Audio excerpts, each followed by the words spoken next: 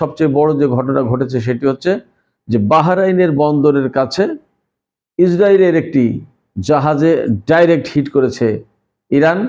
জাহাজটি জ্বলছে, সেখানে এই জাহাজকে রক্ষা করার কেউ নেই। এই যে দুই পক্ষের ভেতরে প্রচন্ড রকমের যুদ্ধ শুরু হলো, এটা কিন্তু স্থল অভিযানের আগে। তাহলে কি দাঁড়াচ্ছে? আমেরিকা কি তাহলে ইরানের ভেতরে যে স্থল অভিযান চালাতে চেয়েছিল সেটা কি করবে না? নাকি এই রকমের হামলা পাল্টা হামলার ভেতর দিয়ে যুদ্ধ আরো ভয়াবহ আকার ধারণ করতে পারে এবং সেটা অন্য কোনো দিকে টার্ন করতে পারে? এই সমস্ত বিষয় নিয়েই আজকের এই ভিডিওতে কথা বলবো। আশা করি আপনারা সবাই শেষ পর্যন্ত সঙ্গে থাকবেন। আর ভিডিও ভালো লাগলে আবারও বলি, লাইক কমেন্ট শেয়ার করবেন এবং চ্যানেলটি সাবস্ক্রাইব করে সাথেই থাকুন। তো দর্শক, চলুন আমরা মূল আলোচনায় চলে যাই। আমি শুরুতেই যে কথা বলছিলাম, আজকে ইরান, ইসরায়েল এবং আমেরিকার মধ্যে ভয়াবহ রকমের যুদ্ধ চলেছে। এই যুদ্ধে ইরান আজকে বড় ভিকটিম হয়ে গেল।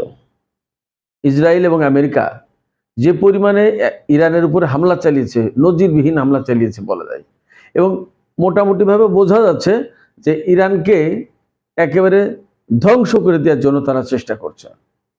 ইরানের পক্ষ থেকে বলা হয়েছে যে আমেরিকা এবং ইসরায়েল যখন হেরে যাচ্ছে তার আগে একেবারে মরণ কামড় দিয়েছে এবং ইরানের ভেতরে একেবারে চরম ধ্বংসযজ্ঞ চালাতে চাইছে।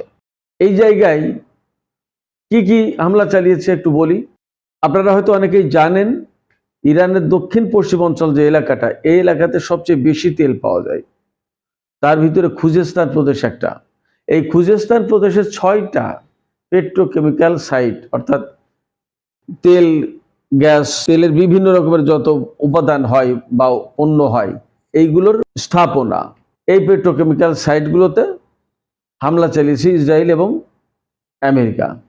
তাতে বোঝাই যাচ্ছে যে ইরানের পেট্রোকেমিক্যাল যে শিল্প, যেটা এই পেট্রোকেমিক্যাল ইন্ডাস্ট্রিটা অনেকটা মুখ থুবড়ে পড়বে বা মারাত্মক ক্ষতির মুখে পড়লো, তাতে কোনো সন্দেহ নেই। At the same time Israel এবং আমেরিকা বারবার তারা মানবতার কথা বলে, মানবাধিকারের কথা বলে, কিন্তু এই নিয়ে 4বার ইরানের বুশেহের পরমাণু বিদ্যুৎ কেন্দ্র, যেটা তার আশপাশে হামলা চালিয়েছে।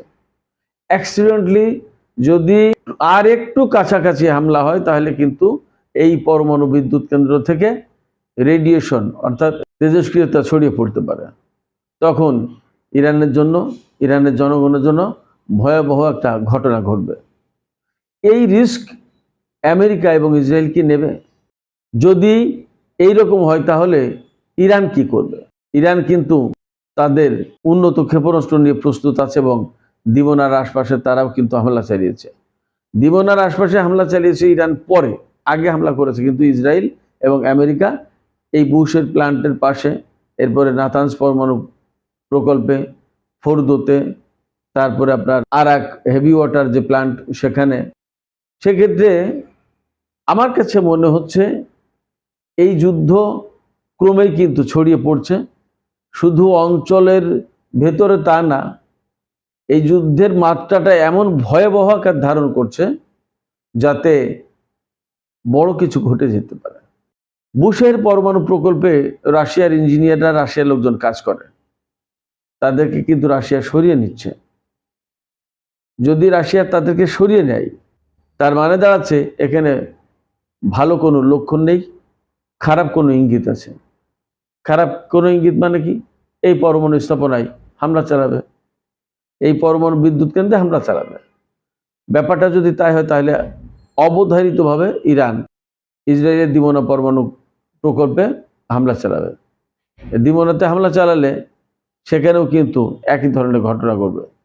তাহলে ইরানের জনগণ যেমন তেজস্ক্রিয়তার মুখে পড়বে, পরমাণু তেজস্ক্রিয়তার মুখে পড়বে, তেমনি ইসরায়েলের জনগণও কিন্তু তেজস্ক্রিয়তার মুখে পড়বে, একইভাবে ক্ষতিগ্রস্ত হবে। সেক্ষেত্রে এই ঝুঁকি ইসরায়েল নেবে কিনা এটা তাদেরকে বিবেচনা করতে হবে, তাদের দেশের জনগণের জন্য এটা ভাবতে হবে। অবশ্য নেতানিয়াহুর জনগণ তারা কতটুকু সমর্থিত এখন সেটা একটা বিবেচ্য বিষয়।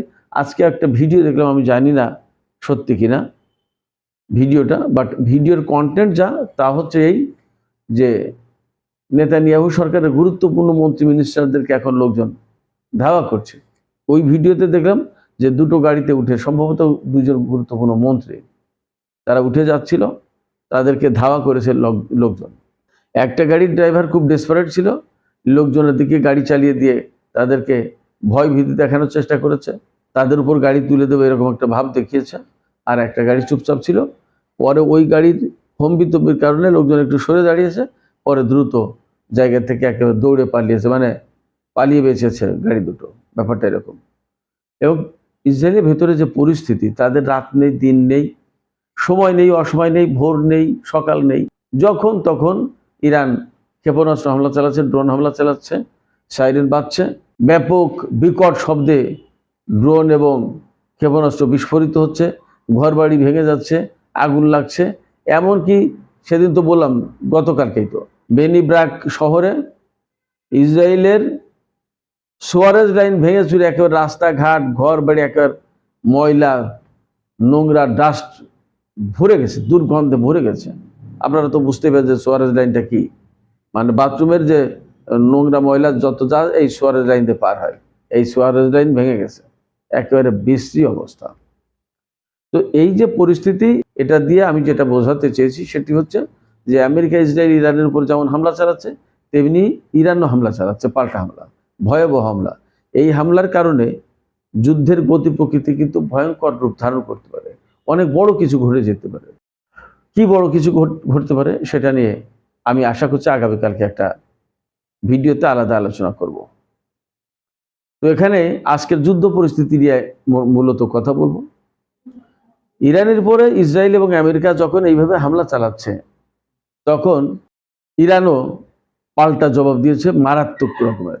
ইরান তার 95তম ওয়েভে একেবারে ইসরায়েল এবং মধ্যপ্রাচ্য অঞ্চলের, বিশেষ করে কুয়েত, বাহরাইন এবং সংযুক্ত আরব আমিরাত, এই 3 দেশের মার্কিন অবস্থানে ব্যাপক হামলা চালিয়েছে। কোথায় কোথায় হামলা চালিয়েছে এবং কিভাবে কোথায়, আমি একটু আপনাদেরকে জানাই। কুয়েতের বুবিয়ানা দ্বীপ আছে একটা, সেই দ্বীপে আমেরিকার হাইমার্স ক্ষেপণাস্ত্র ব্যবস্থা মোতায়েন করা আছে। এটা খুবই উন্নত প্রযুক্তির ক্ষেপণাস্ত্র ব্যবস্থা। এই ক্ষেপণাস্ত্র ব্যবস্থার উপর হামলা চালিয়েছে ইরান। এরপরে বাহরাইনের উত্তর অঞ্চলে মোতায়েন করা আছে আমেরিকার পেট্রিয়ট ক্ষেপণাস্ত্র ব্যবস্থা। এই পেট্রিয়ট ক্ষেপণাস্ত্র প্রতিরক্ষা ব্যবস্থার উপরে আজকে ইরান নতুন করে ক্ষেপণাস্ত্র হামলা চালিয়েছে। এরপরে সম্ভবত বাহরাইনে মার্কিন রকেট ক্রুজ, যারা রকেট অর্থাৎ ক্ষেপণাস্ত্র, রকেট এগুলো যাদের দায়িত্বে, তাদের একটা সমাবেশের উপরে ইরান হামলা চালিয়েছে। সংযুক্ত আরব আমিরাতের সেইলবান এলাকায় আমেরিকার সিনিয়র অফিসার এবং সামরিক উপদেষ্টা, এদের একটা সমাবেশ লক্ষ্য করে ইরান ক্ষেপণাস্ত্র হামলা চালিয়েছে। আজকে আবার সংযুক্ত আরব আমিরাতের ওরাকল কর্পোরেশনে, আপনারা হয়তো জানেন, গতকালকে বলেছিলাম আমেরিকার টেক জায়ান্ট এআই ডেটা তৈরি করে, মূলত এই ওরাকল কর্পোরেশনের এআই টেকনোলজি ফ্যাসিলিটি, যেটা যে বিল্ডিং, যে ভবনের তার অফিস, সেখানে হামলা চালিয়েছে। এটা খুবই গুরুত্বপূর্ণ একটা ব্যাপার।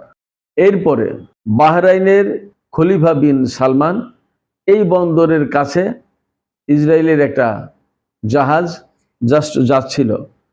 আমি প্রেস টিভিতে দেখলাম যে হরমুজ প্রণালীর কাছাকাছি, আর অন্য কোনো মিডিয়াতে দেখলাম যে বাহরাইনের এই বন্দরে ইসরায়েলের একটি জাহাজ ছিল, বাণিজ্যিক জাহাজ। জাহাজটার নাম এমএসসি ইশিকা। এই এমএসসি ইশিকা একটা বাণিজ্যিক জাহাজ, সেই জাহাজের উপর হামলা চালিয়েছে ইরান, একেবারে ডাইরেক্ট হিট। এই ইশিকা জাহাজটি মূলত ইসরায়েলের, কিন্তু অন্য কোনো দেশের, তৃতীয় কোনো দেশের পতাকা ব্যবহার করছিল, বাট ইরান ঠিকই ধরে ফেলেছে এবং এই জাহাজে হামলা চালিয়েছে। জাহাজটি জ্বলছে এবং এই জাহাজের আগুন নেভানোর মতো তো কেউ বেসিক্যালি নেই, কারণ যুদ্ধ পরিস্থিতি সবচেয়ে বড় কথা এটা হচ্ছে ইসরায়েলের জাহাজ। মানে ইসরায়েলের জাহাজ তো সবচেয়ে বেশি টার্গেট, আমেরিকা ইসরায়েলের জাহাজই তো সবচেয়ে বড় টার্গেট ইরানের। সেই জাহাজ যখন পেয়েছে, তখন ওই জাহাজকে আর আস্ত রাখার কোনো চিন্তা ইরান করবে না, এটা স্বাভাবিক। ইসরায়েলের বেনি ব্রাক, পেতা তিপকা, তেল আবিব, রামাত গান, কিরিয়াত শামোনা এইসব জায়গায় ব্যাপক হামলা চালিয়েছে এবং ইসরায়েলে যে সমস্ত ক্ষেপণাস্ত্র ব্যবহার করেছে তার বেশিরভাগই ইরানের কদর ক্ষেপণাস্ত্র। এটা আপনারা সবাই জানেন, কদর ব্যালিস্টিক ক্ষেপণাস্ত্র। এই ব্যালিস্টিক মিসাইল মূলত এর মাল্টিপল ওয়ারহেড থাকে, অর্থাৎ অনেকগুলো ওয়ারহেড একসাথে থাকে। এই ক্ষেপণাস্ত্র ছুড়লে একেবারে ইরান থেকে ইসরায়েল পর্যন্ত একটা ক্ষেপণাস্ত্র হিসেবেই যাবে, কিন্তু লক্ষ্যবস্তুতে আঘাত হানার কিছুক্ষণ আগে ওয়ারহেড থেকে অনেকগুলো ছোট ছোট ওয়ারহেড বেরিয়ে অনেকগুলো টার্গেটে হামলা চালাতে পারে। তার মানে এই ক্ষেপণাস্ত্র যেহেতু ক্লাস্টার ওয়ারহেড অনেকগুলো একসাথে বের হয়, সেক্ষেত্রে এর ধ্বংসযোগ্য ধ্বংস ক্ষমতা বেশি। ইরান মূলত আজকে ইসরায়েলে প্রধানত এই কদর ব্যালিস্টিক ক্ষেপণাস্ত্র ব্যবহার করেছে। এর পাশাপাশি হাস কাসেম, খাইবার শেকান, খুররম শাহর এই সমস্ত ক্ষেপণাস্ত্র ব্যবহার করেছে। আজকের যতদূর খবর পাওয়া যাচ্ছে তাতে আজকে কয়েক দফা সম্ভবত 3টা ওয়েবে হামলা হয়েছে। এর আগে 94তম যে ওয়েব, সেই ওয়েবে ইসরায়েলের উত্তর, দক্ষিণ এবং মধ্যাঞ্চল এই 3টা অঞ্চল লক্ষ্য করে ব্যাপক হামলা চালানো হয়েছিল। ইসরায়েল এবং আমেরিকা যেভাবে ইরানের উপরে জোরদার হামলা চালাচ্ছে, তেমনি ইরানও ইসরায়েল এবং আমেরিকার বিভিন্ন লক্ষ্যবস্তুতে জোরালো হামলা চালাচ্ছে। আমি আপনাদেরকে একটা কথা নিশ্চিত করি, ইরানের হামলায় যত বেশি ক্ষয়ক্ষতি হচ্ছে ইসরায়েল এবং আমেরিকার, তত বেশি তারা হামলা চালানোর চেষ্টা করছে এবং ইরানও ঠিক পাল্টা জবাব দিচ্ছে। সেক্ষেত্রে একথা ভাবার কোনো কারণে আমাকে অনেকে জিজ্ঞেস করেন যে ইরান কি ব্যাপকভাবে ক্ষতিগ্রস্ত হয়ে যাচ্ছে? ইরাকে তো অনেক বড় ক্ষতি হয়েছে। হ্যাঁ, ইরানে বড় ক্ষতিগ্রস্ত হচ্ছে কি কারণে? দুটো শক্তির সাথে লড়াই করছে, এটা তো প্রথম কথা। দ্বিতীয় কথা, ইরানে তো বাংকার ব্যবহার করার লোকজন সবাই তো স্বাভাবিক, এমনকি খোলা ময়দানে যুদ্ধ হচ্ছে, এর ভিতরে বিক্ষোভ প্রতিবাদ প্রতিদিন হচ্ছে রাতের বেলায়। তো এই পরিস্থিতিতে আমার কেন জানি মনে হচ্ছে এই যুদ্ধ ভিন্ন কোনো দিকে টার্ন নিতে পারে।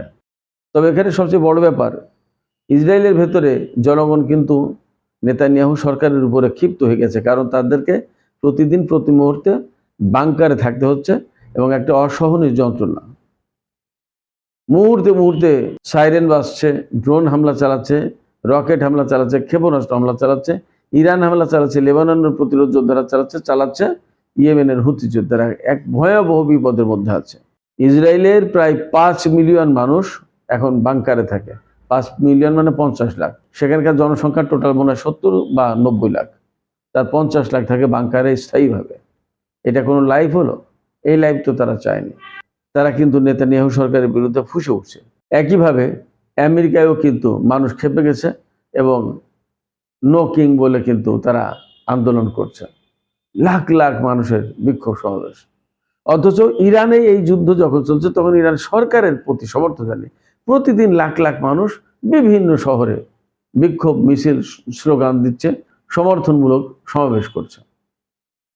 যেখানে ইসরায়েল এবং আমেরিকা ইরানের সরকার পরিবর্তনের জন্য যুদ্ধ শুরু করলো, সেখানে ওই দেশের সরকারের বিরুদ্ধে, ওই দুই দেশের সরকারের বিরুদ্ধে বিক্ষোভ মিছিল হচ্ছে। ইরানে তার কোনো ছিটে ফোটে নেই, সরকার পরিবর্তনের কোনো নামগন্ধ নেই, জনগণের ভেতরে এ নিয়ে কোনো মাথা ব্যথা নেই। তাদের চিন্তা একটাই, ইসরায়েল এবং আমেরিকাকে কিভাবে পরাজিত করা যাবে। সেক্ষেত্রে আমেরিকা যে আশা করেছিল যে ইরানের সরকার পরিবর্তন করবে এবং ইসরায়েলও সে একই আশা করেছিল, সেই আশা পূরণ হবে না। সুপ্রিয় দর্শক, আজকের আলোচনা শেষ করব। আপনাদের কি মনে হয়? আপনাদের কি মনে হচ্ছে যে ইসরায়েল এবং আমেরিকা ইরানের সরকার পরিবর্তন করতে হবে, সেই রকম পরিস্থিতি আর আদৌ আছে? আপনাদের মতামত জানিয়ে কমেন্টে লিখতে পারেন। আর ভিডিও ভালো লাগলে লাইক, কমেন্ট, শেয়ার করে পাশে থাকবেন। চ্যানেলটি সাবস্ক্রাইব করে সাথেই থাকুন। সবাইকে অনেক অনেক ধন্যবাদ। আল্লাহ হাফেজ।